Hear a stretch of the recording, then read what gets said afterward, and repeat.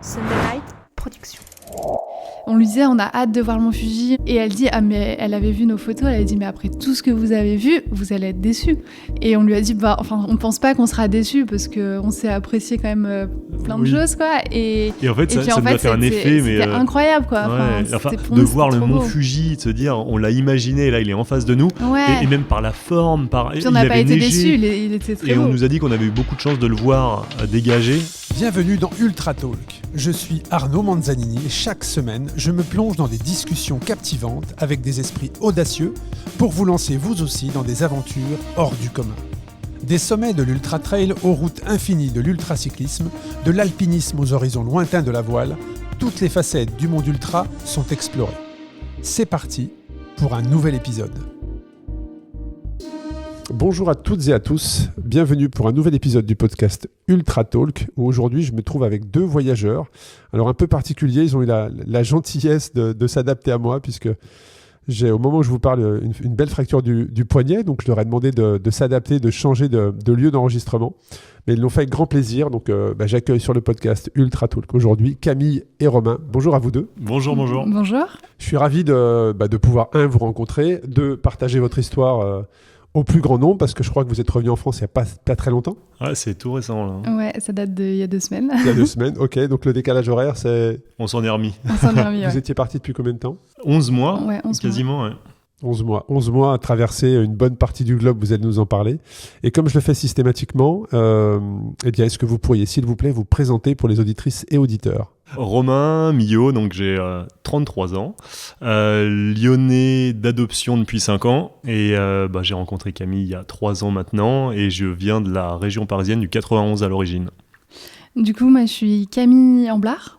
J'ai 31 ans et je suis lyonnaise d'origine et toujours lyonnaise du coup. Et puis sinon, on est tous les deux passionnés de vélo. Moi plus vélo de route et Romain plus de VTT. C'est ça, et on s'est rencontrés sur le vélo.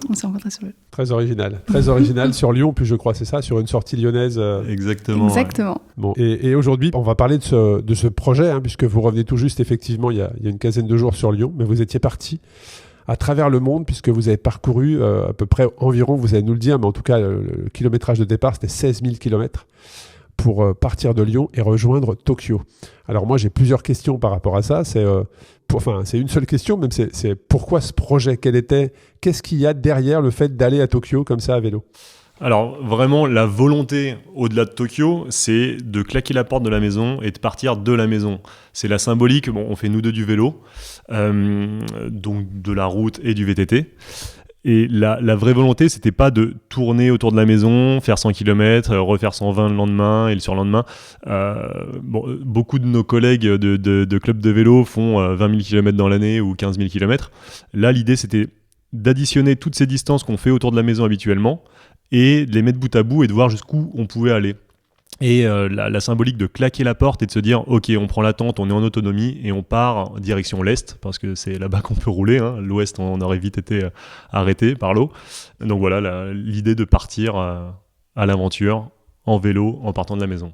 Et puis en vélo, on voit aussi le paysage défiler, on ressent vraiment tout le dénivelé, la difficulté, on vit vraiment les choses, on passe à travers des endroits qui sont pas du tout touristiques, où du coup c'est vraiment authentique, la rencontre avec les personnes se fait très naturellement, parce qu'en plus on a un rythme qui fait qu'on est accessible, on va pas vite, donc les gens peuvent nous arrêter facilement, donc le contact est très facile, et puis en fait tout simplement de voir le paysage et les cultures défiler au rythme de notre pédalage et de notre vitesse, quoi.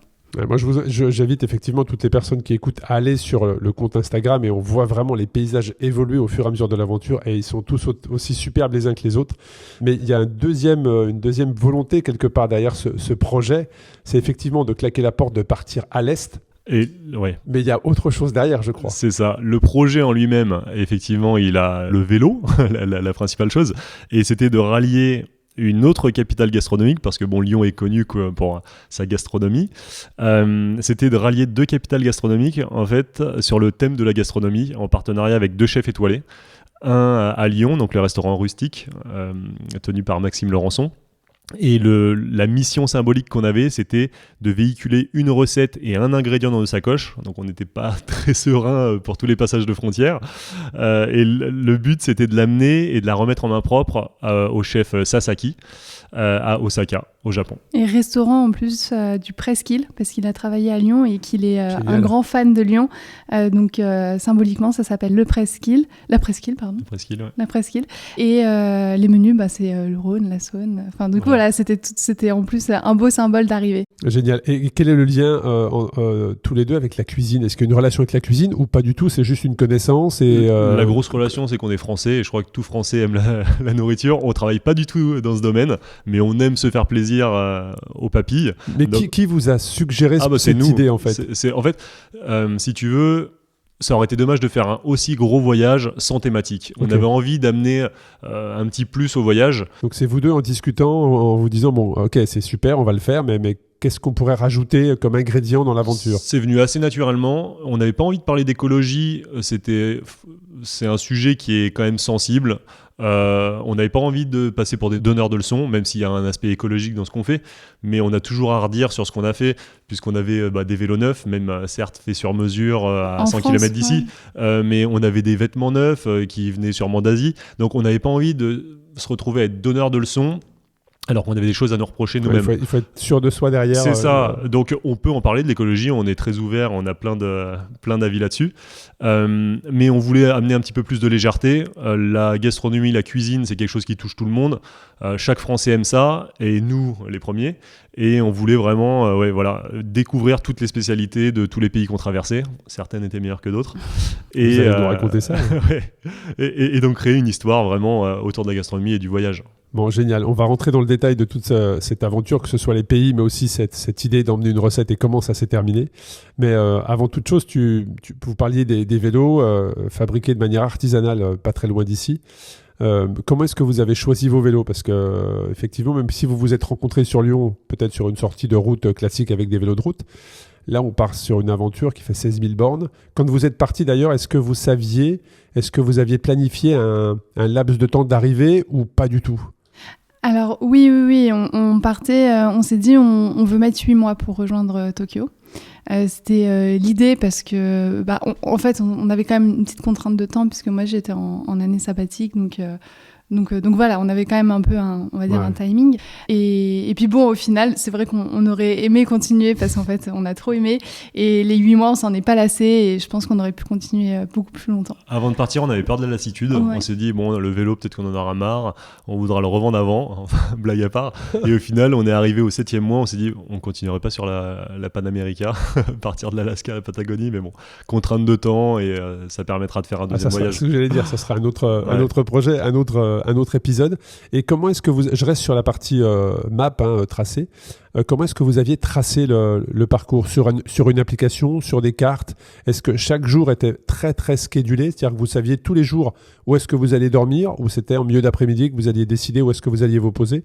Parce que c'était que du bivouac, c'est bien ça ? Principalement, pas que du bivouac, mais oui, majoritairement du bivouac. Oui, parce que forcément, par exemple, quand on s'arrête une semaine à Istanbul, forcément, on prend un hôtel, quoi. C'est pas possible de bivouaquer dans Istanbul, mais enfin, ou chez l'habitant. Chez l'habitant aussi, on s'est beaucoup fait inviter. Donc, pour répondre à la question de l'organisation, notre vraie grosse organisation, c'était de comment sortir de notre vie de tous les jours en France. Le voyage, on s'en est pas trop soucié. Le matériel, enfin, tout s'est fait assez naturellement une fois que les vélos étaient construits, fabriqués. Ça a vraiment déroulé. Le parcours, on ne savait même pas vraiment au pays près. On avait tracé plus ou moins, effectivement, sur les applications offline, par là où on voulait aller. Mais la Chine était encore fermée quand on est parti. Donc, c'était bourré d'incertitudes. On s'est dit, on verra au fur et à mesure, selon les opportunités, selon les rencontres. On avait notre destination finale. Après, on s'est vraiment adapté tout le long. Après, on savait aussi, par exemple, la partie Europe, c'est vrai qu'on est très vite sorti de l'Europe, mais c'était une volonté aussi d'avoir plus de temps à partir de la Turquie pour l'Asie centrale, enfin bon, tous ces pays qui étaient plus lointains. On traverse vite les pays pas forcément que l'on connaît, mais qui sont facilement accessibles de nouveau, voilà, c'est ça. Pour aller vraiment vers l'aventure, l'inconnu et la découverte. Exactement. Donc du coup, c'est vrai que le premier mois, on était déjà en Turquie. On était quasiment en Turquie, on était en Bulgarie la fin du premier mois. Donc en 1 mois et 3 jours, on était en Turquie. Donc ça allait très vite le premier mois. Et puis bon, après, pour répondre à la question de comment on traçait, donc ouais, comme dit Romain, c'était dans les grandes lignes. Mais après, en général, on savait sur la semaine à peu près ce qu'on allait faire, quoi. C'est-à-dire que on savait, voilà, le prochain objectif, c'est dans une semaine, on arrive à tel endroit et il y a à peu près tant de kilomètres. Et après, effectivement, la question du bivouac, c'était tous les jours... vers les coups de 5h, 6h, on regardait à peu près où on était, où est-ce qu'on pouvait bivouaquer c'est le côté tranquillement. pratique en fait du bivouac. Voilà, c'est L'autonomie totale. Le premier mois, on s'était lancé quand même le challenge de dormir chez l'habitant tous les soirs. Et c'était vraiment une volonté parce que l'Europe, ça a la réputation d'être tout le monde a son petit quotidien bien rangé, pas forcément très hospitalier. Et on s'est dit, allez, on va tenter. Et dès la France, donc en Haute-Savoie, on a dormi chez des gens dès le premier soir. Et ça a été jusqu'à la Turquie. Et on s'est lancé le challenge autour de 6h. On en rigolait, on disait gare aux gens qui sont dans leur jardin à 6h parce qu'on va leur demander pour dormir chez eux. Et on n'a pas essuyé beaucoup de refus. Hein. Ça s'est très bien passé. Ça, c'est génial. On revient un petit peu sur le matériel et justement vos vélos. Alors, parlez-nous de vos vélos. Quel artisan vous avez choisi dans la région pour justement lui expliquer quel était le projet, comment est-ce que vous les avez fabriqués? Alors du coup, donc nous, nos vélos, ils viennent de chez Vagabond Six, c'est fait à Romans, donc c'est fait main par Patrice Drouin, Châtillon-Goubet, au pied du Vercors. Et du coup, Vagabond, c'est une marque qui est vraiment réputée pour le vélo de rando, vraiment grande distance, il appelle ça les vélos grand raid d'ailleurs. C'est des tubes d'acier, hein, c'est ça? C'est ça, exactement, c'est fait en acier. Tout est pensé pour la longue distance, enfin pour réparer très facilement au milieu de nulle part et avoir le minimum de panne aussi. Puisqu'on a du coup Patrice Drouin il nous conseille, on a le choix sur tous les équipements, le cadre il est fait sur mesure mais l'avantage du cadre, enfin il va vraiment adapter les tubes d'acier à la morphologie de la personne, au poids de la personne. Donc par exemple Camille et moi on fait pas tout à fait le même poids, on a quelques kilos d'écart, donc ça va pas être la même épaisseur de tube ni la même longueur, pas les mêmes porte-à-faux, donc il va vraiment faire un vélo adapté à la personne qui le commande. Et les équipements, oui, ils sont nous, on s'est vraiment fait plaisir. On s'est dit, on aime le vélo, on est sûr de vouloir faire d'autres voyages. Oui, vous avez pensé plus loin que juste un one-shot. Donc on a pris un roll-off, donc les vitesses intégrées au moyeu arrière. On a pris la dynamo dans la roue avant. Bon, on s'en est pas trop servi, mais voilà, on s'est vraiment fait un vélo fiable et qui l'a prouvé. Il y a même eu des conseils, je crois, parce que j'ai regardé un petit peu sur votre blog, sur les différents articles également. Ça a même été jusqu'au rayonnage des roues qui ont été choisis, qui ont été faits main déjà, et qui ont été choisis pour que vous puissiez éventuellement, si en cas de pépin, pouvoir réparer ou trouver une solution seule. Alors tout le vélo est conçu comme ça. Même par exemple le boîtier de pédalier, moi il a lâché au Tadjikistan. C'est pas le meilleur endroit pour trouver du matériel, mais comme c'est un axe carré des vieux vélos de l'époque, c'était entre guillemets assez facile à trouver. Au deuxième magasin j'ai trouvé. Donc les rayons, on avait des rayons de rechange au cas où. On n'en a pas cassé. On n'y croyait pas vu le chargement. Mais vu les routes qu'on a prises ici. C'est ça. Ouais. Donc c'est Patrice Drouin qui soude et qui rayonne, qui fait tout. Donc les vélos, ça c'était important de pouvoir partager ça. Et puis tout ce qui est périphérique, sacoche, parce que quand on part comme ça 8 mois à travers le monde, vous avez vidé l'appartement quasiment, je pense. Vous êtes parti avec un maximum de choses. Les vélos pesaient combien au moment du départ ? Alors, tout compris, sans eau et sans réserve de nourriture, celui de Romain, il était à 50 kilos et le mien, il était à 45 à peu près. Et ça, c'était avant de prendre la route et de faire des réserves avec l'eau, etc. Donc on était plutôt 53 kilos. Ouais. On n'est pas parti léger. Hein. On a eu du mal à... Il y en a qui vont beaucoup plus léger que nous, mais c'est vrai que... C'est dur. C'est dur de faire des choix et puis... Surtout quand on part comme ça, sans savoir quelle va être la météo, c'est ça, les conditions climatiques, le confort aussi. On a toujours besoin un peu de confort, c'est souvent ça. Hein. On avait prévu en plus de faire la montée du mont Arara en Turquie, donc il nous fallait vraiment des vêtements chauds pour monter à 5000. Des duvets chauds à moins 40 degrés, à Valandré pour pas les citer. Et on voulait aussi capter un maximum d'images, donc on avait un appareil photo, un drone, la GoPro. Ça c'est entre guillemets du superflu, mais qui prend de la place aussi dans les sacoches. Mais bon, on avait envie d'avoir plein de souvenirs, donc c'est difficile de faire des choix, mais au final, je pense que si on repartait, on repartirait avec exactement le même matériel. Une poêle en trop. Une poêle en trop, voilà, et une boîte d'œufs. On va en parler justement du matériel, parce que ça je l'ai noté. Mais ce qui veut dire que vous étiez au préalable renseigné auprès d'autres voyageurs à vélo pour savoir si ça c'était utile, si telle sacoche était au bon endroit. Vous aviez fait un peu... Alors la répartition du poids, ça s'est fait au fur et à mesure parce qu'au début ça allait pas du tout. Et puis dès la première journée, on a pour le matériel, on s'est inspiré, on s'est renseigné, on a parlé à des gens qui étaient déjà partis, on a fait après à notre sauce parce que personne n'a forcément les mêmes attentes du voyage, ou alors il y en a qui vont partir plus sur une thématique alpinisme, d'autres... et puis on a testé du coup le matériel 2 fois, 3 fois. Et puis on a fait des petits tests. Au début, on était en cuissard de vélo. Après, on s'est dit non, mais en fait, passer 9 mois en cuissard de vélo, ça va être l'enfer. Ah ouais. Donc on s'est dit bon, on va tester en tenue normale, quoi, sous-vêtements, quand tu shorts. parles du cuissard vélo, c'est la peau de chamois notamment. Ouais, c'est ça. C'est cette mousse effectivement C'est où les ça. voyageurs à vélo, c'était une bonne selle. C'est ça. Tu mets pas de Et en cuissard à fait, vélo, nous, en fait. on n'a pas mis de cuissard, on était en tenue normale, quoi. Et vous n'avez pas été blessé Non. Non, pas de problème. aucun problème parce qu'on avait des bonnes selles et aussi l'étude sûrement Posturale. l'étude Ouais. posturale qui était bonne, quoi. Donc Et au niveau sacoche, c'est quoi? Donc c'est une sacoche de guidon, des sacoches sur les roues avant, des sacoches sur la roue arrière. C'est ça. Il y avait combien de sacoches au total? Alors, on a Six, 6. chacun. On avait un Six. sac en travers en plus à l'arrière, sanglé, Ouais. sur les 2 Ouais. sacoches arrière. Donc, il restait pas beaucoup de place. ouais, du coup 2 sur chaque roue, une au guidon et une derrière. Ouais. Mais c'est intéressant comme on voit au fur et à mesure des voyages, que les jours avancent, qu'on trouve ses habitudes. C'est-à-dire Ouais. qu'au départ, on pensait que le matériel, je sais pas, dans la sacoche avant, il y allait avoir ceci, dans la sacoche de cas, il y allait avoir cela, et puis finalement, on se rend compte qu'au fur et à mesure qu'on avance, on trouve ses habitudes et on modifie énormément les rangements jusqu'à trouver un rangement idéal qui, en Exactement. 5 minutes, c'est ça. tout est rangé. C'est quoi. exactement ça. Ouais. C'est vrai qu'au début, c'était pas du tout organisé comme ça. Et puis au bout de, je sais pas, d'une semaine ou 2, on s'est dit non, mais on va tout revoir, on va mettre ça là, ça là. Par exemple, l'appareil photo, il était pas assez accessible, on le sortait jamais au début. Du coup, on l'a rendu très accessible. Les affaires de nuit, c'était tout dans une sacoche. Et il a fallu après revoir nos habitudes selon la saison parce que nos besoins en mars, c'était pas forcément les mêmes besoins en août et qui plus est au Kazakhstan ou au milieu du désert. Mais oui, c'est ça, on avait nos habitudes et ça bougeait pas. Après, il a fallu aussi s'adapter quand la fermeture éclair du sac à l'arrière s'est cassée, donc il fallait mettre un sac plastique autour. Bon, après ça, c'est l'adaptation du voyage. Mais oui, c'est. Mais comme c'est vrai qu'au début, Tu les trouves choses. tes habitudes ouais. rapidement, hein, je dirais. Rapidement, déjà, ça évolue. Parce que tu te rends compte que finalement, tu parlais de l'appareil photo, c'est un exemple, mais rapidement, les choses évoluent jusqu'à trouver parfaitement tes habitudes et l'endroit où ça doit se trouver. Et puis après, il y a le bivouac, parce que vous l'avez expliqué, il y avait une grosse partie bivouac, donc il y a bivouac, tente, duvet, matelas. Ça aussi, ça prend énormément de place. Donc, comment est-ce que vous avez choisi quelque chose qui ait le bon équilibre entre confort et optimisation en termes d'espace? Quelque chose qui est très compactable, mais en même temps qui est confortable. Par exemple, le duvet, on a choisi le confort et pas la place, quoi. Les duvets, ils étaient très gros. Ils étaient pas lourds, mais comme c'est des duvets qui permettent de résister à des températures basses, forcément, ils sont épais, quoi. Il y a beaucoup de plumes dedans. Et bon, voilà, là, on a fait le choix du confort. Parfois, on peut pas avoir confort et place. Mais je crois qu'on a plus fait le choix du confort que de la place, puisque la tente, on était parti pour prendre une tente MSR 2 places. Et finalement, une semaine avant de partir, on l'a échangé pour prendre une 3 places. Donc on a perdu 1 kilo au change et du volume.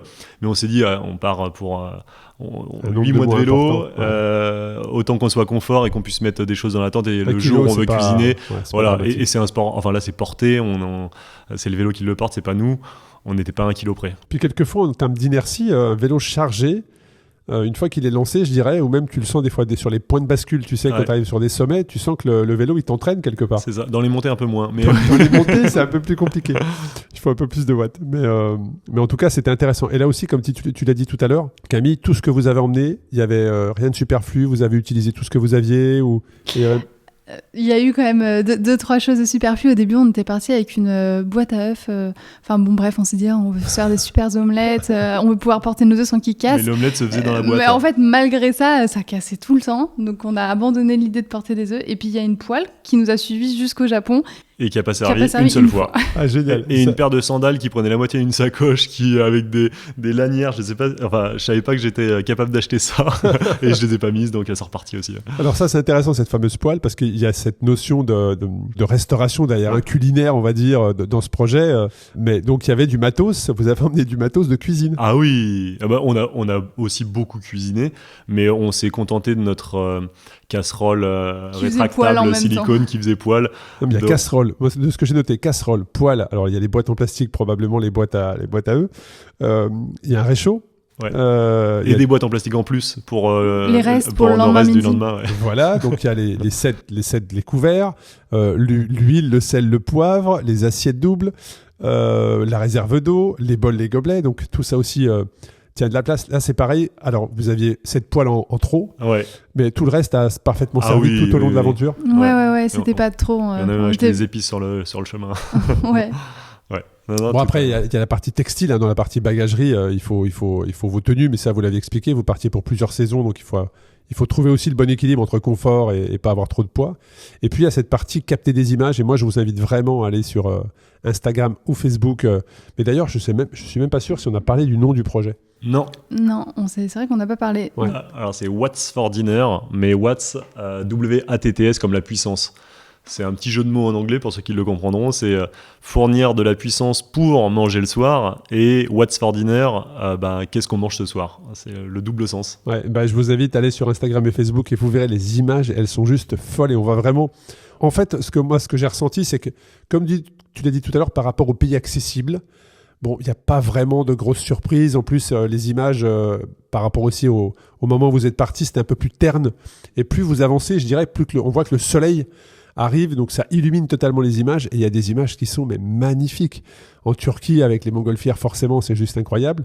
Et il y a d'autres images derrière qui sont juste exceptionnelles. Donc, qu'est-ce que vous aviez comme matériel pour capter ces belles images-là? Alors, on a eu, pour la petite histoire, à la base, du coup, c'était mon appareil photo, mais on est parti avec un Fujifilm. Bon, je refais pas une bonne pub là, X10. Et en fait, il m'a lâché en cours de route, mais sans raison, au bout d'un mois, au milieu de la Turquie, alors qu'il avait pas pris l'eau, pas pris de choc. Enfin bon, il était tout neuf. Donc bon, hors service. Donc bon, pour la petite histoire, ça a été un petit peu une galère parce que Turquie, Géorgie, Arménie, Asie centrale, enfin tous les pays qui allaient s'enchaîner, il n'y avait pas d'appareil photo comme je voulais, quoi. Donc du coup, bref, on a finalement, via Facebook, quand même les réseaux sociaux, ça a du bon. Pour l'histoire, j'ai tapé les Français en Géorgie à Tbilissi, vu que c'était la prochaine destination avec potentiellement des touristes. J'ai mis un message, j'ai expliqué qu'on voyageait à vélo et qu'on avait besoin de se faire envoyer un appareil photo de France à Tbilissi. Et puis là, bon, j'ai eu une seule réponse, un petit jeune de Lyon qui m'a dit moi j'arrive à Tbilissi dans 10 jours, si tu veux je te l'amène l'appareil photo. Bon, on le connaissait pas du tout, donc c'était 100% à la confiance. Non, même pas. Ils ne connaissaient pas. Non, ils ne connaissaient pas. Et du coup, mes parents, comme ils sont de Lyon, ils sont allés acheter le nouvel appareil photo. Et on a fait l'échange avec l'ancien. Renvoyé, ouais. Voilà, l'autre, il est passé en garantie. Peu Sur importe. quel type d'appareil tu étais parti, du coup, après? Et du coup, j'ai pris le Sony Alpha 3i. Et alors, ça a rempli ce que tu voulais? Ah ouais, il était encore mieux que celui d'avant. Enfin, j'avais pris, du coup, un petit peu plus haut de gamme et ouais, vraiment incroyable. Et j'avais suivi des conseils, bon pareil, des réseaux sociaux de voyageurs qu'on suivait aussi sur les réseaux sociaux et j'aimais bien leurs photos, donc je leur avais demandé quel appareil ils avaient et puis bon, en croisant les avis, je suis partie sur celui-là et vraiment, lui, il a bien tenu le choc en plus, du coup, il a vécu des pays un peu plus intenses que le premier et il est toujours en bonne forme. Donc, sinon, il y a eu les drones. Voilà, il y a eu 2 drones, malheureusement. Un qui a craché et un qui... Ouais, c'est ça. Donc là, il est reparti en garantie à Lyon la semaine dernière. Donc il y a eu un Mini 3 Pro DJI pour le premier et puis après on était dans le pays du drone en Chine, donc on s'est fait plaisir, le Mavic 3 Pro pour la fin du voyage. Et est-ce que sur ces images-là, alors moi qui suis dans les organisations d'événements, tu sais, quand on fait des drones, il y a toujours ces autorisations. Ouais. Alors, est-ce que tu t'es dit, bon là il n'y a personne, ça me semble beau, allez on fait décoller? On a fait attention quand même, on a pris déjà le risque en Ouzbékistan de passer la frontière avec. Oui, c'est vrai. Donc on n'était pas serein. Mais il n'a pas été vu, pourtant les sacoches ont été fouillées, mais il était vraiment au fond démonté. On l'a pas sorti, on n'a pas pris le risque de le sortir en Ouzbékistan parce qu'il y a des pays comme ça qui rigolent pas. Oui, c'est vrai. Après, d'autres pays, on a vérifié sur la carte, sur Internet, qui n'étaient pas en rouge, donc pas forcément interdit. C'était orange comme en France. On l'a sorti dans les endroits où il n'y avait pas grand monde. Et il y a même les douaniers au Kyrgyzstan où c'est censé être interdit qui ont vu les vidéos, ils nous ont rien dit, donc bon. Alors justement, ces passages de frontières, parce que j'ai fait plusieurs personnes sur le podcast qui, comme vous, sont partis à l'Est. D'ailleurs, c'est marrant, mais à chaque fois, ça a peut-être été votre cas, mais à chaque fois que, en tout cas, c'était les témoignages des aventuriers que j'ai eu en face de moi, c'était qu'ils partageaient avec les gens chez qui ils étaient, qu'ils allaient à l'Est. Régulièrement, on leur disait, à l'Est, non, va pas là-bas, c'est très dangereux. Donc ils allaient à l'Est, ça se passait bien. On va à l'Est. Non, on ne va pas à l'Est, c'est très dangereux. Est-ce que c'était le cas pour vous? Ah carrément. Dès la Slovénie. Dès la Slovénie, ils ont dit, bon là, on a rencontré des Slovènes, très sympa, et ils nous ont dit, profitez parce que là, c'est le dernier pays civilisé. Moi, ça m'avait même stressé parce que je me suis dit, oh là là, mais c'est des sauvages après là-bas. Et en Croatie, effectivement, les voitures sont peut-être plus vieilles qu'en Slovénie, mais les gens, ils étaient adorables. Et c'est vrai que plus on va vers l'Est, tout le monde, ça c'est un peu un sport international, tout le monde dénigre le voisin. Donc on nous dissuade d'aller plus loin. À chaque Ouais, fois, c'est vrai, qu'à l'Est, ça, c'est dangereux. Dès la France, on peut le dire presque. Si tu vas à l'Est, ça peut être dangereux. Et finalement pas. Et puis, donc, comment se sont passés les passages de frontières? Parce que nombreux les aventuriers que j'ai eu en face de moi m'ont dit que parfois, ils ont dû faire demi-tour pour contourner le pays. Est-ce que vous étiez renseigné par rapport à ça au niveau des ambassades, peut-être? Comment est-ce que vous vous signaliez aux ambassades, d'ailleurs, sur votre présence? Comment est-ce que ça se passait pour ces passages de frontières? Déjà, je pense qu'on peut parler d'un point, c'est qu'on est français et on a un peu une immunité. Et ça, c'est une chance quand on voyage dans le monde. Parce que là, sur tout le trajet, on a traversé 18 pays et on a eu besoin que d'un visa pour la Chine. Oh oui, ouais. Après, le reste, c'est le passeport qui faisait le... D'un visa à demander à l'avance. Au préalable, ouais, c'est ça. Sinon, les passages de frontières, on n'a vraiment pas eu de difficulté, sauf un... Qui était plus compliqué entre le Tadjikistan et le Kirghizistan. Où on n'avait pas prévu de passer d'ailleurs. Où là, on ne devait pas passer. En fait, on avait prévu de faire une boucle dans la fameuse région du Pamir qui est si réputée pour les cyclo-voyageurs. Et c'était incroyable, c'était très très dur, mais c'était incroyable. Et puis bon, bref, on va faire notre boucle parce qu'en fait, cette frontière était officiellement fermée parce que les Tadjiks et les Kirghizes se tapent dessus, ils se battent à un morceau de terre et c'est tendu entre les deux pays, ils sont pas copains. Donc bon, nous on avait prévu de retourner à Doutchambe, la capitale du Tadjikistan, et puis de remonter plein nord pour reprendre l'Ouzbékistan pour arriver au Kirghizistan en fait. Donc ça faisait un très gros détour, une très grosse boucle. Et bref, donc on s'engage sur cette vallée, la vallée de la Bartang. Et là, on croise... il y avait personne. On est tombé sur un 4x4 d'Allemands qui était en voyage. Et puis, ils nous disent, non, mais vous pouvez pas y aller. Il y a eu un glissement de terrain, un bout de montagne qui s'est effondré dans la vallée. Et puis, la route est bloquée. La rivière, c'est un courant monstre. Enfin, c'est impossible, quoi. Nous, en 4x4, c'est pas possible. Et en vélo, c'est pas possible non plus. En moto, enfin, il y a rien qui passe. Ça passe pas. On avait déjà 10 jours dans les pattes. Donc, on était dans le Pamir déjà depuis une dizaine de jours. Ouais. Et on s'est dit, bon, qu'est-ce qu'on fait? Est-ce qu'on continue? On est encore à 2 jours de la montagne effondrée. Si vraiment on est bloqué là-bas, on a 2000 km de détour en repassant par les mêmes routes. Ouais, 2000 km avec des vélos à 50 kg, c'est... Et surtout avec des cols à 4650 mètres. Ça, je voulais en parler après, effectivement. Et des routes qui sont pas des routes. C'est du gravel chez nous. Donc on a pris le risque de se diriger vers la frontière fermée officiellement et on s'est dit on verra bien. Donc là, c'était 2 jours, vent dans le nez, avec des mercenaires qui sortent du maquis, avec armés qui nous disent en russe que c'est impossible, on ne pourra pas passer. En insistant, on a réussi à passer jusqu'à la frontière de sortie du Tadjikistan, qui était à 4000 mètres d'altitude. 4003. Donc là, c'était un vrai cinéma, mais super, hein, ils étaient adorables, et ils nous ont accueillis dans leur dortoir. On a mangé le pain et bu le thé sur les lits superposés qui penchaient. D'ailleurs, je pense qu'en fin de nuit, ils ont plus de sang au cerveau et tout est aux pieds. Tellement penché, c'était improbable. Après avoir essayé de me voler mes lunettes, de négocier mes lunettes, on est resté peut-être 1 heure. Ils ont bien voulu nous tamponner nos passeports en disant bon, vous verrez, mais vous pourrez pas passer au Kirghiz. Donc finalement, on a réussi à sortir officiellement du Tadjikistan avec notre coup de tampon sur le passeport. Et on a... Et puis là, du coup, là, c'est 17 km de no man's land entre les deux postes de douane. Donc, c'est-à-dire que le Tadjikistan et le Kirghizistan, ils sont tellement pas copains qu'il y a 17 km... Zone blanche, quoi. Zone blanche, voilà. Et puis là, en fait, on passe de... Donc, c'est de la piste, bien évidemment, c'est pas de la route. Et on passe de 4300 mètres à 3005, je crois, le poste de douane kirghize. Donc là, tu te dis, il faut que ça marche, quoi. J'ai pas envie de faire 17 km et de me retaper tout le dénivelé. 17 plus les 2000. Plus bien sûr les 2000 derrière. Enfin bon, mais déjà, il y avait cette montée psychologiquement, tu n'avais pas envie de le refaire. Et donc, on arrive à la frontière kirghize. Et puis en fait, ils nous ouvrent le portail, ils nous font rentrer donc dans la zone douanière. Là, et trop sympa, ils nous disent vous avez déjà demandé votre laissez-passer au ministère. Et on leur dit non, on a le mail, quoi. Et il dit... vous avez pas demandé? On dit non. Il dit donnez-moi vos passeports, donnez-moi tout, je m'en occupe, j'appelle le ministère. Très bienveillant. Et 6 heures plus tard, donc on a attendu dehors pendant 6 heures, mais on a vu personne d'autre parce que personne passe à ce moment-là. La frontière est fermée. Ouais. Donc on a bulleté avec eux, ils ont testé nos vélos dans le parc fermé de la douane. Et 6 heures plus tard, il y a le ministère qui a donné son feu vert et on a pu passer. Donc là, c'était un gros soulagement parce qu'on savait pas s'il fallait repartir en arrière pour je sais pas combien de jours. 6 heures, c'est que dalle, quoi. C'est rien. Et puis il faisait beau quand on était dehors, c'était pas grave.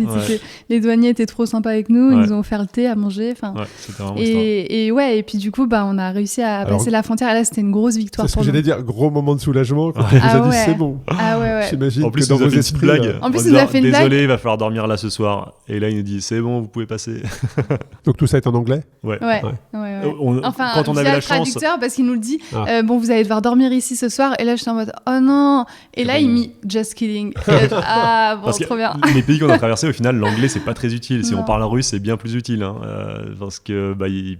c'est la langue officielle au Kirghiz et tous les est-ce pays de que- l'ex-Union soviétique. Et est-ce que vous avez senti parfois, au niveau des frontières, excuse-moi, une sorte de tentative de négociation Juste ces deux-là, Tadjik et Kirghiz, où ils ont essayé vraiment. Les deux voulaient mes lunettes. Je sais pas pourquoi, ils y tenaient, mais vraiment, ils étaient C'était insistants. très hein. insistant, ouais. Tu les as lâchés ou pas? Non, je leur ai dit, j'en ai besoin, là, j'ai pas fini le voyage, vraiment.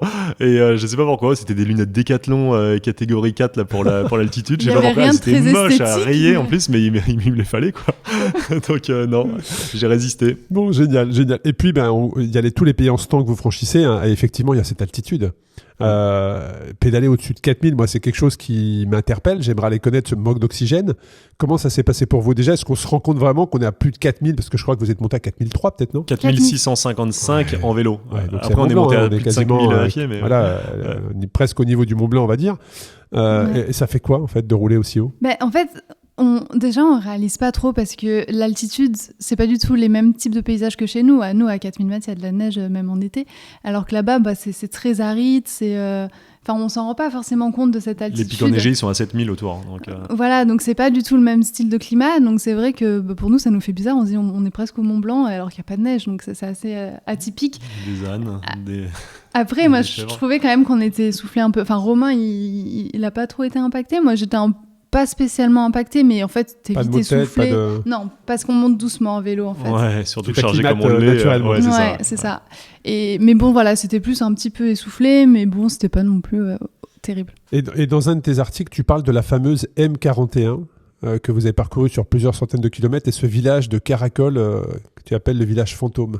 Ah ouais, Alors, c'était... quelle est cette Caracol. fameuse M41? C'est une... C'est la Pamir Highway, mais on entend beaucoup parler de la Pamir Highway. Oui, exact. Highway, c'est pas pour autoroute, hein, attention, hein, c'est qu'elle est la highway, seule. c'est la route d'altitude. Et c'est la seule, ouais. Ouais, c'est la Ok, seule. d'accord. Et attention, l'état de la route. En fait, cette route, elle est empruntée que par des camions chinois parce que au bout de ce cul-de-sac, en fait, du Pamir, il y a une frontière chinoise. Et il y a quelques camions de fret qui passent par là. Je sais même pas où est-ce qu'ils vont derrière, puisque c'est des routes de l'impossible, c'est les routes de l'extrême où il faut aller à moitié les roues dans le précipice le long de la frontière afghane pour aller à la capitale. Bon bref, ils ont du mérite, mais c'est une route. Ça ressemble à tout sauf à une highway, quoi. C'est des gros nids de poules, des trous énormes. Et puis c'est pas très fréquenté au final, hein. On s'attend à ce qu'il y ait du trafic, mais d'ailleurs sur cette route, on a manqué d'eau à un moment donné parce que On s'est fait avoir. on s'est fait avoir, on pensait qu'il y avait de l'eau, et sur la Des carte rivières, c'était ouais. écrit qu'il y avait des rivières, mais elles étaient à sec parce qu'on était fin juillet, début août, et puis il y avait juste une zone marécageuse avec de l'eau, mais qui était vraiment de l'eau stagnante, Ouais, donc pas très sale. rassurante.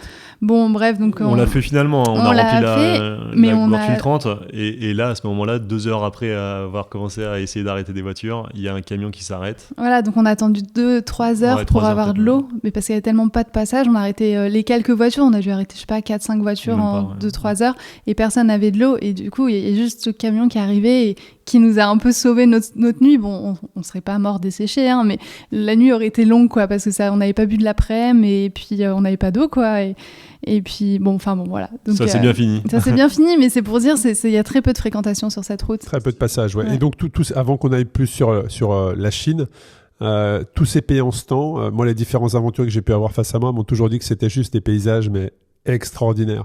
Qu'est-ce que vous avez... Enfin, votre avis, c'est quoi sur ça?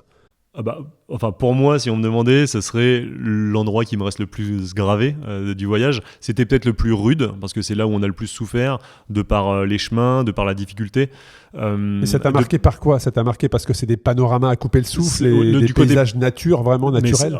Mais c'est naturel de chez naturel. En fait, C'est sauvage. c'est On sauvage. a l'impression qu'il y a quelqu'un qui est venu peindre une montagne en rouge, à côté une en vert, une en blanc. En fait, c'est resté vierge et sans personne, avec des animaux. Enfin, Et puis comme tu l'as dit, il y a ces villages fantômes au Tadjikistan. Enfin, tu te dis mais qui vit là ? Enfin, ça paraît irréel. Les rues sont désertes, c'est des bâtisses à moitié abandonnées.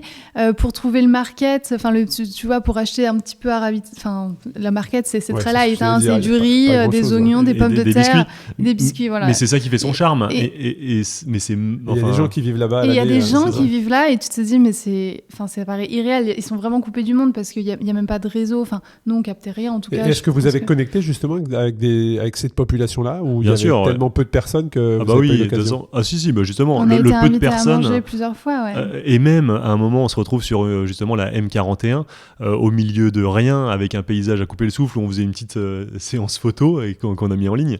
Et là, il y a des gens, des Kirghizes d'ailleurs, on était au Tadjikistan, qui étaient embauchés pour reboucher les trous sur la route. Mais ils prenaient une pelle et ils rebouchaient avec de la terre le goudron. Donc ça devait pas tenir très longtemps. Je suis pas sûr que ça tienne très longtemps. Et ils nous ont invités à manger avec du pain, du beurre fondu au bord de la route. Donc on était sur la route. C'était leur pause déj, quoi. Leur pause déj, on a partagé nous des gâteaux et on a passé un moment super convivial. Et ça, c'était tout le long du parcours en fait. On a été invités chez des gens à dormir, au Tadjikistan, au Kyrgyzstan, c'était vraiment en Ouzbékistan aussi. Tous les pays en ce temps, c'était un régal. C'était tellement différent de chez nous que c'était l'aventure. Ouais. Après, c'était aussi, moi j'ai vraiment beaucoup souffert dans le Tadjikistan. C'était vraiment très dur. J'ai trouvé le type de route, c'était de chemin. De chemin, on a fait des centaines de kilomètres sur des pistes où on alternait des endroits qui étaient très ensablés, donc c'était très dur de rouler. Des endroits où c'était la tôle ondulée, là, c'est ce truc, la terre toute tassée qui fait des petites bosses, mais avec des vélos de 50 kilos hyper rigides. Mais en fait, c'est un enfer. Il y a des endroits, mais c'était tellement raide que, en fait, fallait pousser, mais il faut le pousser son vélo de 50 kilos quand t'es à quasiment 4000 mètres. Enfin bon, du coup, c'était... En fait, chaque kilomètre dans ces parties-là, c'était une petite victoire. Et puis, c'était juste très, très long. Et puis, tu savais que ça allait être comme ça pendant plusieurs journées et que tu n'aurais pas plus de confort. Enfin, je sais pas comment expliquer, mais c'est tout un truc... Et c'est très paradoxal parce que c'est l'endroit où on était peut-être le plus pressé de partir. Et en même temps, c'est l'endroit qui nous a le plus marqué avec le recul qu'on a peut-être préféré, pas pour la gastronomie, mais pour l'ambiance et les paysages. C'est très hostile à la vie, donc en fait... Et il n'y a pas de règles, donc ça veut dire si on est fatigué, on pose la tente à un endroit, personne ne viendra nous dire quoi que ce soit, tout est autorisé là-bas. Et ça nous change en tant que Français ou Européens, c'est qu'on fait ce qu'on veut. Et c'est les grands espaces, donc c'est vrai que tu es très vite seul, mais il y a ce côté aussi... très hostile à la vie qui moi me mettait une forme de pression et de stress en fait et je pense que c'est aussi pour ça que c'était dur pour moi, c'est que mais derrière tu c'était le truc qui m'a le plus marqué, c'était quand même la région du Pamir où j'ai pleuré tous les jours, mais tu peux te baigner à poil dans la rivière, personne ne viendra te juger. C'est intéressant, je vous invite à aller lire tes articles parce que c'est très très bien écrit, vous partagez formidablement bien ce que vous vivez. Et puis ensuite on va accélérer un petit peu, on est sur la Chine là aussi. Est-ce qu'on accède facilement en Chine ? Comment ça se passe là-bas avec la population ? Vous êtes passé voir une des 7 merveilles du monde, qui est la muraille. Ça doit être extraordinaire. On est parti de Lyon à vélo et on arrive à la muraille de Chine à vélo, quoi. C'est vrai que c'est satisfaisant. Et on l'a vu en plus des deux côtés, la muraille. À l'endroit où elle a été créée au début, la partie ouest de la Chine, où c'est en terre, en fait c'est de la terre crue, et puis à l'est vers Pékin où c'est de la pierre et on a pu camper en plus sur une des tours de la muraille non rénovée. Et dans un des articles tu écris que c'est de votre propre responsabilité le fait d'être là. Ça veut dire que c'est interdit, mais si vous dépassez telle ou telle zone, c'est de votre responsabilité ? Alors c'est pas que c'est interdit, c'est que c'est non rénové, donc c'est notre responsabilité dans le sens où c'est ouvert, mais si on tombe, personne viendra nous rechercher. Donc on y a libre accès. Mais c'est à nos propres risques et périls, quoi, c'est ça. Oui, voilà, c'est pas strictement interdit, c'est juste très déconseillé d'être là, je pense. Et difficilement accessible. C'est la Chine, quoi. La Chine, ils aiment bien tout contrôler et que les touristes soient entre guillemets parqués. Donc voilà, tout ce qui est, on va dire, un peu hors sentier battu, ils aiment pas spécialement. Et ils essayent de dissuader, quoi. Voilà. Mais ça s'est bien passé, on a bien dormi, il y avait du vent, mais ça s'est bien passé. Non, sinon, pour parler de la Chine, on a eu des très bons contacts. Ouais, ça impressionne toujours la Chine. On a toujours des a priori qui sont fondés quand même. Oui, qui sont fondés. On est rentré par le Xinjiang, la partie ouest de la Chine, où donc c'est la zone où il y a les Ouïghours. Et c'est vrai qu'il y a un climat de tension entre les Han, donc les Chinois de l'Est, et les Ouïghours. Donc c'est vrai qu'on a pu ressentir cette tension. On était beaucoup contrôlés. On se faisait suivre par des voitures de police. Moi, on m'a obligé à me raser pour pouvoir continuer de rouler et d'avancer. Et la raison, c'était pour pas être assimilé à un musulman. Okay.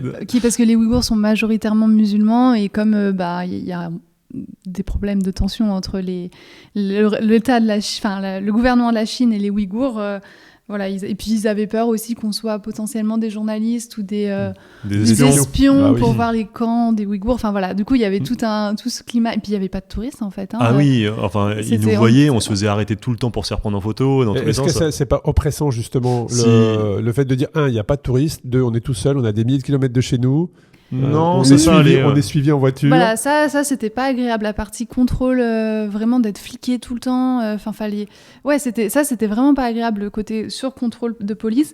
Ce qui est oppressant, c'est qu'on a pu être contrôlé 2 fois 20 minutes en 50 mètres. Ouais, voilà, et pour camper, il fallait se cacher entre les caméras, parce que même au milieu de la pleine campagne, il y a des portiques, un peu comme les écotaxes en France qui n'ont jamais fonctionné. Avec des caméras, et on se fait prendre en photo, nous, cyclistes, il y a le gros flash.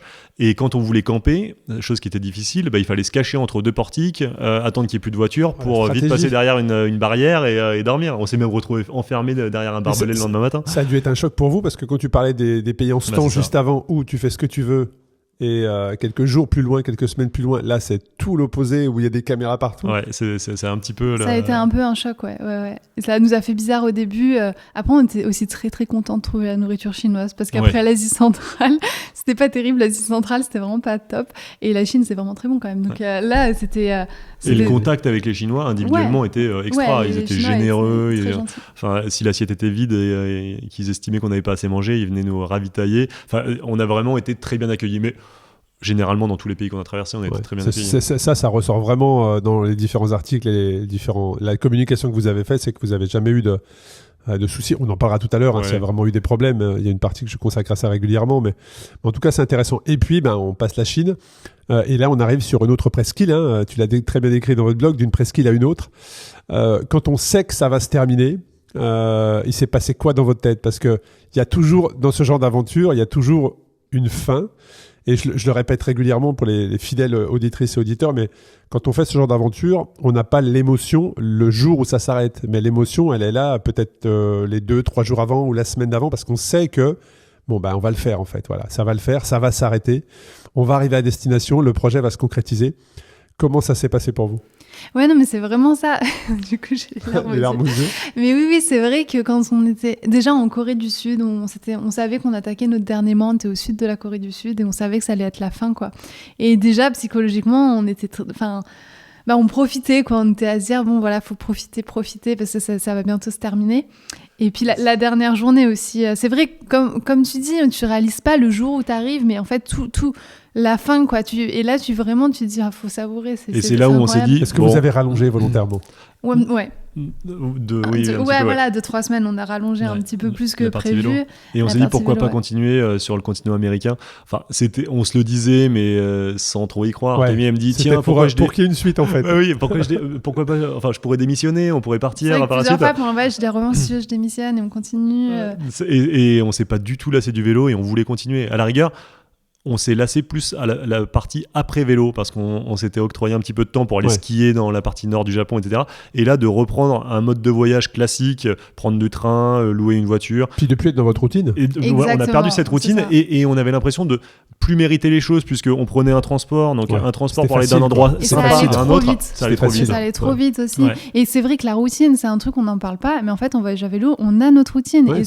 Et en fait, au début, tu prends tes marques, et puis en fait, très rapidement, tu as tes petites habitudes. Puis tu sais, au fur et à mesure du temps, tu sais à peu près le kilométrage. Exactement. En combien de temps tu vas parcourir tant de kilomètres, la durée à peu près d'une journée. Enfin, tu as vraiment tes repères. Tu sais à quelle heure tu vas partir, toujours à peu près.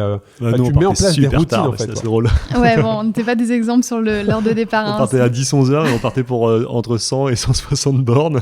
On arrivait à la nuit. Bon, après, chacun son mode. C'était notre rythme. Voilà. Exactement. Ouais. Mais c'est vrai qu'il y a vraiment une vraie routine, alors que quand on est passé en mode sac à dos, voyage normal, on va dire, là, on n'avait plus toute routine et ça nous manquait, quoi, ce côté... Et puis quand on passe dans des endroits où il y a personne, et puis qu'on arrive à Tokyo. Et comment on fait en vélo à Tokyo? Eh ben en vrai, il y a beaucoup de on-dit.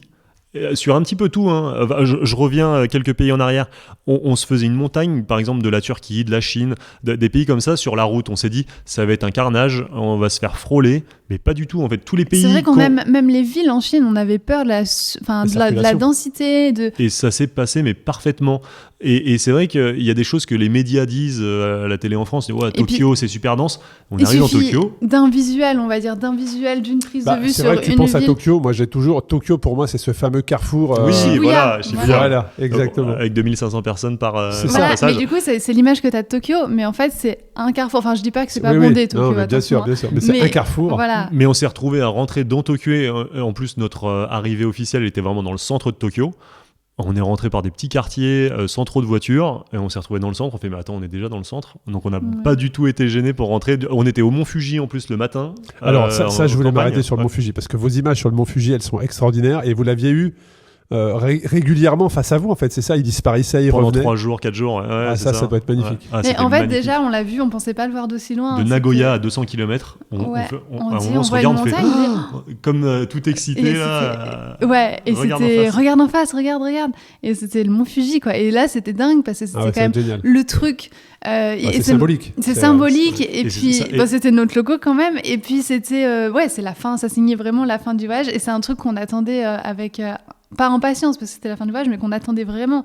Et même c'est marrant parce que du coup il y a la télé japonaise qui nous ont suivis au Japon et notre interprète du coup franco-japonaise Hiroko, elle nous a dit mais on lui disait on a hâte de voir le Mont Fuji, on a hâte parce que du coup on les a rencontrés avant puisqu'on a remis la recette à Osaka qui était avant Tokyo. Et elle dit, mais elle avait vu nos photos, elle a dit, mais après tout ce que vous avez vu, vous allez être déçus. Et on lui a dit, on ne pense pas qu'on sera déçus parce qu'on s'est apprécié quand même plein de choses, quoi. Et en fait, ça nous a fait un effet, mais c'était incroyable, quoi. De voir le Mont Fuji, de se dire, on l'a imaginé, et là, il est en face de nous.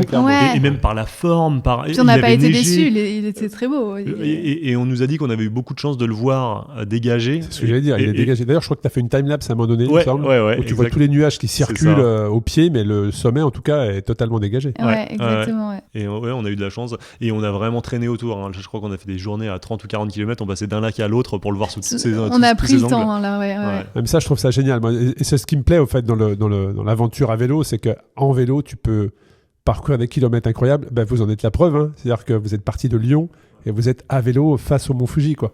Enfin, ça, c'est exceptionnel. Bon, alors, il y a 15 000 kilomètres qui séparent, mais c'est possible. Et puis, comment se passe la rencontre avec ce chef cuisinier à l'autre bout du monde? Je précise un truc quand même, parce qu'il y en a beaucoup qui nous disent mais comment tu peux arriver au Japon en vélo puisqu'il y a des mers? Bon, on a pris des bateaux. Bien sûr, enfin, ça me semble logique. Bah, oui, voilà. Mais on doit répondre souvent à ça. Donc, la rencontre avec le chef... Excuse-moi, mais c'est comme si tu pars de Lyon et tu vas aller à Stockholm en passant par le Danemark. Tu vas prendre le bateau qui va t'emmener là-dessus. C'est logique, quoi. Non, c'est sûr, c'est complètement logique, mais on précise quand même. La rencontre avec le chef, c'était un peu la première fin du voyage. Ça nous a fait vraiment bizarre, et même comme on communiquait sur les réseaux sociaux, on nous a dit « Ah, ça y est, c'est fini ». Pas vraiment, il nous restait encore 10 jours de vélo derrière. Et il restait le Mont Fuji. Il restait le Mont Fuji. Mais c'est vrai que c'était... Ça vous a libéré de quelque chose ? Ça nous a libéré de quelque chose. C'était... comment dire, le sentiment qu'on avait, c'était... on avait quitté Lyon au restaurant rustique avec cette recette, et là on l'a délivrée. Donc déjà on se disait, on l'a gardé jusque-là. Oui, parce qu'il y a les passages de frontières, effectivement, il y avait tout ça aussi à protéger. Et puis c'est vrai qu'on la prenait en photo un peu de partout, et la donnée, c'était... C'était un peu le nain de Amélie Poulain dans le film, là. On prenait sous tous ces angles. Non, mais c'est aussi, c'est fini. C'est fini, c'est ça. Et derrière, c'était un peu... les derniers 10 jours en dilettante, tranquille, avant de rejoindre Tokyo. Est-ce que ça a enlevé de la pression ? Ou pas du tout? On n'avait pas de pression particulière, mais c'était satisfaisant déjà d'y arriver. Et la rencontre avec le chef, on avait parlé avec lui, mais même lui, je pense qu'il se disait c'est pas assez concret, je rentre pas trop en contact. On a eu du mal à rentrer vraiment en contact parce que c'était l'ami de Maxime Laurençon. Et on voit 2 ou 3 mois avant d'arriver, il s'est dit peut-être qu'ils vont vraiment y arriver. Hein. Il devait se dire mais pourquoi ils prennent pas l'avion? C'est ça. Simple, en fait. Et on a été accueillis mais comme des rois là-bas. Pourquoi ils m'envoient pas la recette par email? Mais là, on avait ingrédients. Ouais. Et on a été reçus comme des rois. On a fait la recette de la madeleine au mélilo avec lui dans la cuisine. Et on a mangé tout son plat, tout son repas. Puis c'était assez Étoilé. folklorique parce que du coup, dans la cuisine, il y avait aussi la télé japonaise. Enfin, on était allés 3 quand même. Il y Ouais, avait du vous monde étiez dans cette bien cuisine. suivi, c'était... Ouais. Non, c'était assez drôle. C'est sympa, c'était un moment de partage. Ouais, un moment de partage et on est resté en contact avec lui. Et je pense quand même que sur le coup, on a eu du mal à réaliser aussi. Parce qu'aussi, il y avait peut-être la télé japonaise et qu'on était aussi un peu dans ce côté... C'était pas votre moment à vous, quelque part. C'est ça que tu veux ça a dire été notre moment à nous, mais il y avait quand même la télé qui nous posait des questions. Et enfin, moi, j'ai eu l'impression sur le coup d'avoir du mal à réaliser en fait C'était ce qui se passait. Ce qui se passait, voilà. On leur a demandé de nous laisser tranquille pour le repas au moins. Ils voulaient rester pour filmer, mais on s'est dit non, ça c'est notre moment à nous. Voilà. Et on l'a passé avec le staff du restaurant et nous deux. Ouais. Moi, je trouve ce projet formidable. C'est pour ça que je voulais vous avoir sur le podcast. Et c'est comment de rouler au Japon. Moi, j'adorerais aller rouler au Japon. Eh ben, c'est. Je sais pas si je pourrais le faire cette année. Là, je suis ouais, c'est sûr. Je suis dans un Il sale va état. falloir attendre un peu la convalescence. Voilà, je suis dans un sale état. alors- Mais j'aimerais bien aller rouler sur ces routes. Alors, il y a c'est- des endroits, Shikoku par exemple, l'île de Shikoku qui est beaucoup plus nature, où c'était très agréable. Après, le vélo au Japon, c'était peut-être moins sympa que ce qu'on aurait pu imaginer, parce que par ils exemple, roulent pas aussi bien que ça déjà, les Japonais. On s'est fait frôler, même toucher le sac avec le pare-choc en roulant, et peut-être un peu trop rigide. Et Pas de puis- piste cyclable. Ouais, il Pas assez. n'y a pas tant de pistes cyclables que ça. La Corée du Sud, parce que du coup, pour comparer, parce qu'on on est arrivé de la Corée du Sud, mais la Corée du Sud, c'était un vrai paradis pour, Ouais, pour c'est les les échos que j'ai eu pour, effectivement par Ouais, différents aventuriers. c'est très facile de bivouaquer n'importe où. Il y a des toilettes de partout sur les pistes cyclables. Mais Tout du coup, est très facile. Ouais. mine de rien, c'est facile parce que le soir, tu peux remplir ta poche à eau et te laver sur ton complètement. lieu de bivouac. Du coup, c'est vrai. Et le Japon, bon, c'était quand même facile, mais Tu peux c'était... camper facilement aussi. Il y a des campings gratuits à disposition avec de l'eau. Pour la partie bivouac, c'est très simple. Même dans presque un centre-ville, on pourrait camper. Ouais, au Mais la Japon, le partie bivouac, c'est très vélo, simple. c'est quand même assez dense. Il y a beaucoup de monde dans le pays. Ils sont tous regroupés un peu au même endroit. Nous, on est arrivé à Fukuoka dans le sud et on est allé jusqu'à Tokyo. Donc, il y avait 1600 km Quelque chose comme ça, ouais, je sais plus. Et notre parcours, on a essayé d'éviter au maximum les grosses villes. Mais il y a énormément de feux rouges. Au Japon, il est quand même coutume de s'arrêter. Ouais. Même ailleurs. Hein, mais il vaut mieux là-bas. avec le Ouais. vélo de 50 kg, mais à des moments, Là, on il faut était sur pas- une faut ligne droite repartir. d'un Bah, kilomètre, mais on voyait peut-être 30 feux. On se disait, oh là là, on va y passer un temps fou. Et beaucoup de circulation. Donc on s'est dit, ouais, c'était pas le meilleur endroit pour rouler. Après, Mais il y a ça des fonctionné. petites routes quand même alternatives, mais c'est vrai que globalement, c'était pas... on a adoré le Japon, mais pas forcément pour la partie vélo, je pense. Et surtout, voilà, Culture, des peut-être plus Ouais, la Culture, culture. ouais, sûr, alors ouais. là, oui. Et gastronomie, là pour le coup. C'est clair. Les C'est pépites. clair. Et le vélo, malgré tout, ça nous a amené dans des endroits où il n'y avait pas de touristes. Et ça c'est un bon point. Ouais. Entre les villes, il faut aller chercher un peu loin, mais entre les villes, il y a vraiment des pépites en restaurant. On a dormi chez des gens, pareil, des Japonais dans le jardin. Non, on a eu des belles aventures en campagne qu'on n'aurait pas forcément pu accéder sans vélo. Moi, j'ai besoin d'avoir vos émotions sur 3 points particuliers. C'est le moment du départ, parce que vous étiez parti effectivement devant le restaurant dans la région lyonnaise. Il y a des cyclistes qui vous ont accompagné sur les premiers kilomètres, mais à un moment donné, ces cyclistes ont fait demi-tour. Donc, quelle émotion vous avez eue au moment où vous êtes retrouvés tous les deux la première journée? Donc, j'ai besoin de connaître cette émotion-là. Ensuite, c'est l'émotion où on pose le vélo et c'est fini. Voilà, c'est fini. Et puis l'émotion que vous êtes en train de vivre en ce moment, c'est-à-dire vous êtes revenu depuis 2 semaines et on reprend la vie normale. Et est-ce que le corps est là, mais l'esprit est toujours sur la route? Comment ça se passe sur ces 3 moments clés? Alors déjà, donc le premier, quand on s'est retrouvés que tous les deux, C'est vrai que ça fait bizarre. moi ça m'a fait... Ouais, Il n'y a plus de bruit, il n'y a plus... Enfin, on se dit, ça y est, on est dans le grand bain. On est parti. Vous étiez silencieux tous les deux, personne ne se parlait parce que non, Non, mais- on se parlait, non. mais il y avait parce qu'on était quand même nombreux et tout. On et était puis une vingtaine au on départ, était une ouais. vingtaine, et d'un seul coup, on n'était plus que 2. Donc c'est vrai que ça a fait un... Ça a acté les choses. Ouais, On et était là, parti. c'était... Ça Ouais. y est, on n'est plus que tous les deux. Donc moi, mine de rien, ça m'a un peu stressée parce que je me suis dit, ça y est, c'est vraiment l'aventure, quoi. Là, c'est... Mais on a, enfin, je veux dire, à aucun moment on s'est dit, est-ce qu'on fait bien de partir? Ouais. Je veux dire, on était déterminés, Ouais, on partait, il n'y avait pas de problème.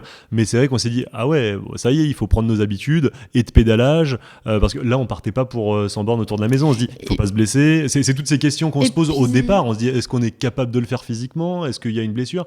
Enfin. Et puis c'était aussi notre premier voyage comme ça. Enfin, on Aussi avait long, testé les vélos, mais on avait fait Sur une 15 semaine en jours, Normandie, 2 semaines entre l'Allemagne et l'Autriche. Donc on va dire, enfin, c'était quand même rien à voir avec ce qu'on avait fait avant. C'était la première fois qu'on vivait ça. Donc, ouais. Ouais. Et le moment où on pose les vélos. Et là, c'est fini. Alors, ça s'est fait un peu en transition douce. On a posé les vélos, on a retrouvé nos familles. Donc, je veux dire, c'est pas comme si on avait posé les vélos dans le garage en France. On les a laissés chez notre interprète justement de TV Tokyo à Tokyo. Donc, on s'est dit, bon, ils sont pas loin de nous, on n'y touche plus, mais voilà, ça n'a pas été trop difficile. Par contre, notre corps redemandait du sport. On s'est dit, on a peut-être arrêté un peu brutalement à ce niveau-là. On s'est dit, on a envie de rouler, et là, on roule plus. Et ce qui a été le plus dur, c'est quand ils sont repartis en avion avec... oui, parce qu'on n'a pas dit, mais nos parents sont venus nous voir pour l'arrivée à Tokyo, les parents de Camille et mes parents. Et quand ils sont repartis, eux, en avion, ils sont repartis avec nos vélos. Et nous, on a continué de voyager sans les vélos.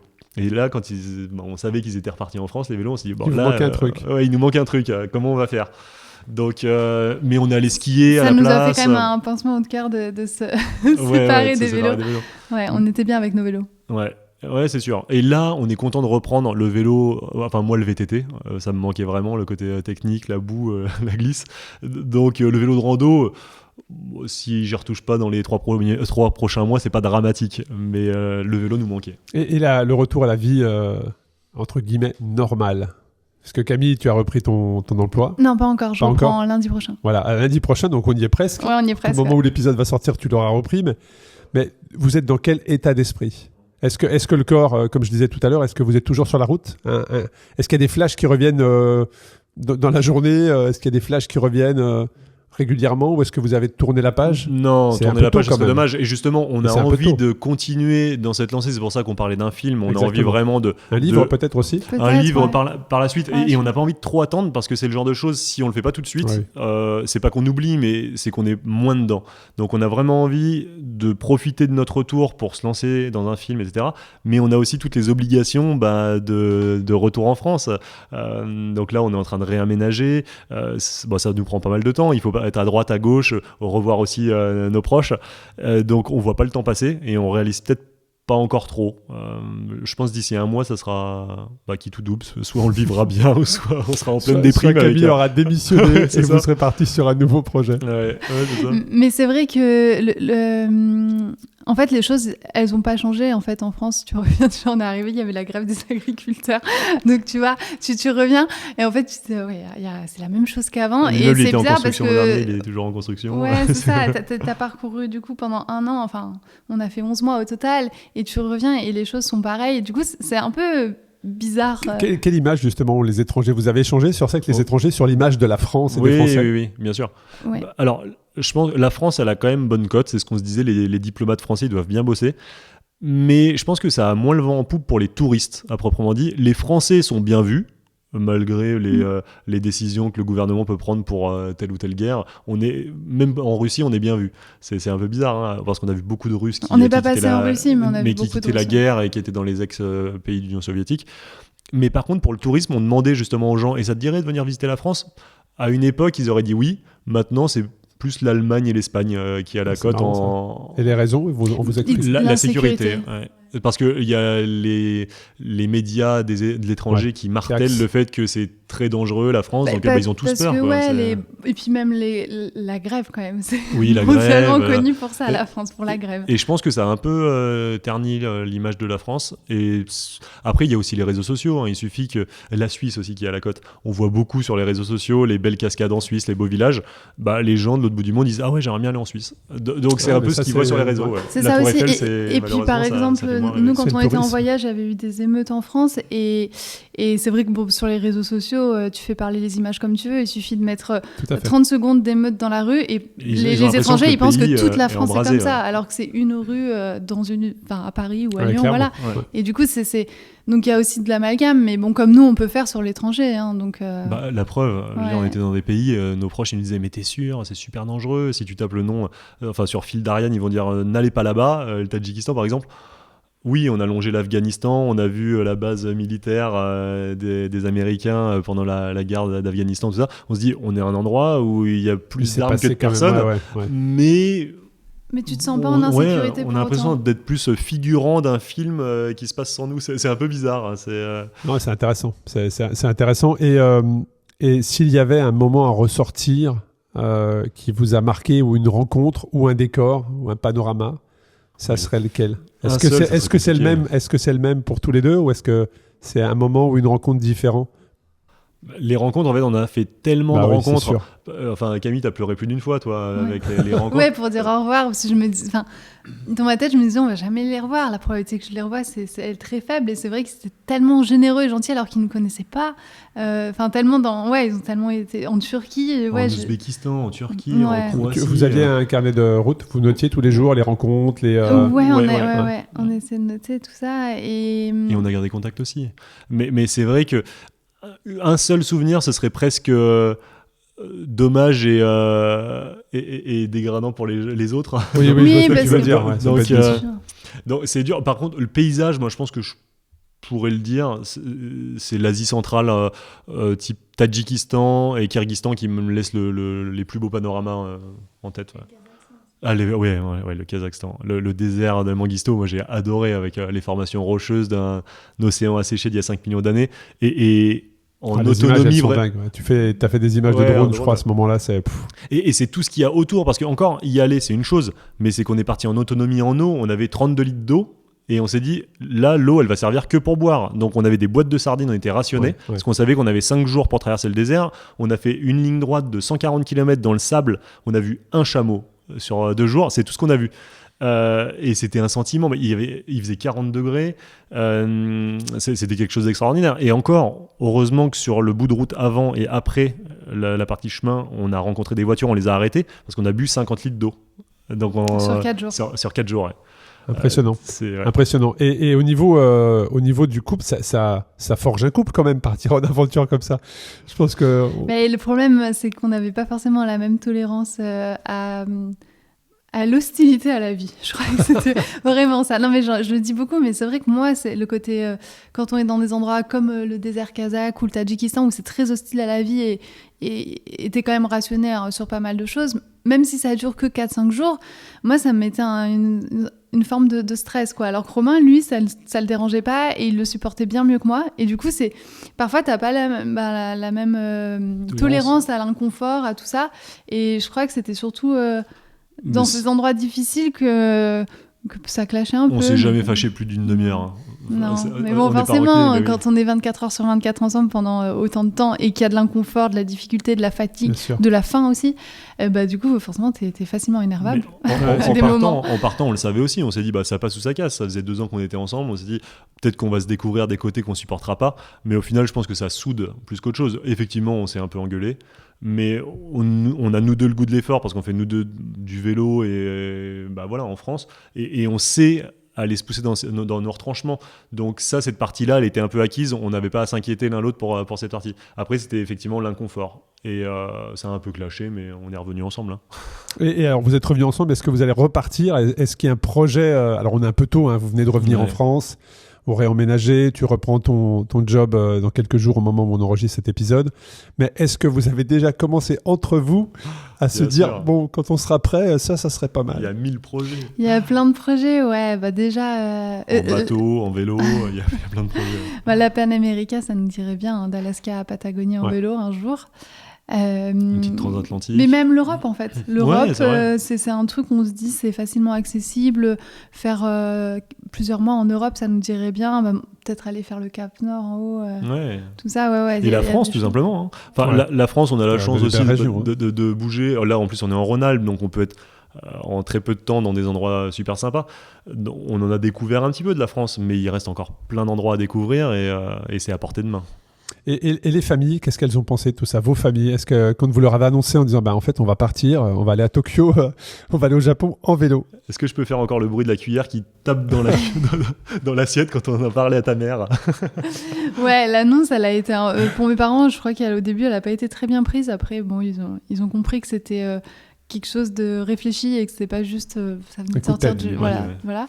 Donc et puis peu de temps après, en fait, ils étaient à fond, quoi.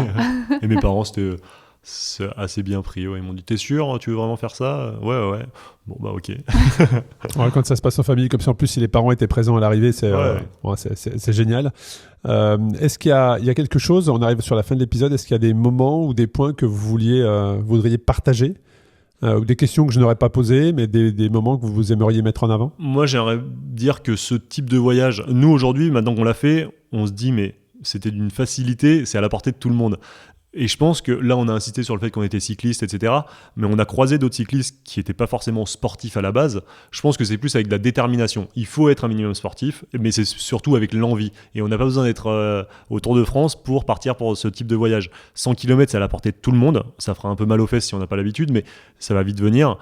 Et il y a toute la journée pour les faire, ces 100 km. Exactement. Donc c'est vraiment... Et on n'est pas obligé de faire 100 km. Non, on n'est pas obligé. On peut en faire que 60. Et voilà. on était peut-être dans la fourchette haute même des voyageurs. Donc même en faisant 50 km, et à chacun son voyage. Nous, on s'était donné une deadline parce qu'on aimait avoir des objectifs. On en a vu d'autres qui ne savaient même pas vraiment où ils partaient. Donc ils faisaient des courbes et qui allaient au gré des vents et au gré des rencontres. Donc il n'y a pas un voyage type, il y a un voyage par personne. Mais c'est vraiment à la portée de tout le monde à partir du moment où on sait tourner les jambes et tenir un guidon. Camille, qu'est-ce que tu dirais à Camille le jour du départ ?